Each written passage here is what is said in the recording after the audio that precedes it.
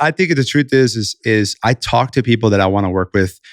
That's if they see what I see, I talk to them differently. And if they don't, and it's just, yo, here's 50 grand to post something, do this. That's an endorsement. That's okay. That's normal. There's nothing wrong with that. But if I say, hey, wouldn't it be cool if, we could impact billion lives because everybody brushes their teeth. Everyone's got teeth, kids all around the world. What if we donated a toothbrush for every toothbrush we sold? And well, so now you're talking my language. I think there's opportunity because when you have someone that's made a significant amount of money, they have opportunity, they got inbound opportunity left and right, equity, all this stuff, whatever.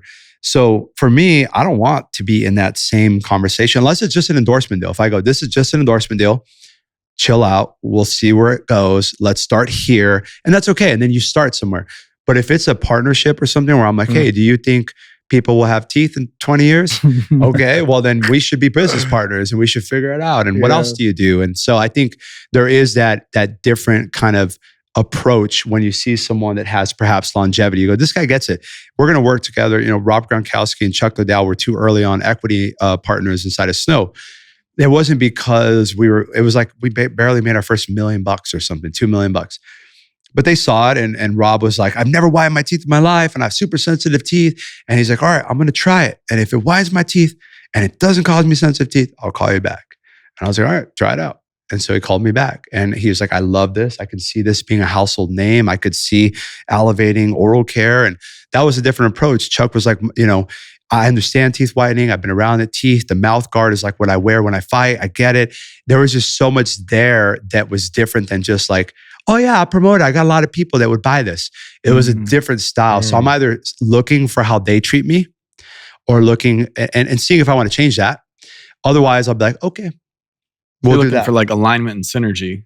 More than it's a vibe, man. Yeah. It's a vibe. I can smell it through the manager. If the manager is not it, it's not it. And then I say, let me get direct. And I try to get as direct as I can to the celebrity, the athlete, because I get them more sometimes, and especially up front, most of the time, than I do the manager. Because, so if I can get with the athlete, I can sit with Floyd and say, hey, you got a great smile. This is what we want to do. What do you think about this? That sounds pretty. What if we did this? What if we did this? Versus just, hey, post this picture of this thing and do it. And for me, I kind of want to spend more time on people in that lane. Yeah. And the endorsements, you knock them out. How much am I paying for? Blah, blah, blah. Okay. And if it works well, you might come back and say, let's have lunch.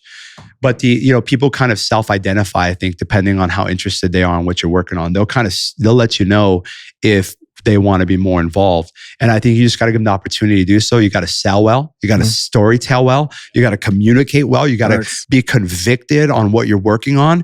And, the craziest thing that I think I've learned in this space for the most part is that people want to be around people that they believe want nothing from them. And as soon as someone gives me something, I give it times 2 back to them and I want nothing back. And I find that if you amplify that 17 years I've been doing this, over time, it starts to pay back. And I think in that world with celebrities and athletes, they want to find the pedigree that they can respect at the level that they've earned. And they want to find someone who's not going to yank their chain and, F them around. They want to know, what's the real deal? What are we doing here? Yeah. How are you making money? How are you making money? What is here? What is the backstop? What's going on here? And I found that the best partners that I've had in the celebrity and athlete space are now switching from athlete and now adding entrepreneur and investor. So athlete, champion, athlete, entrepreneur, investor.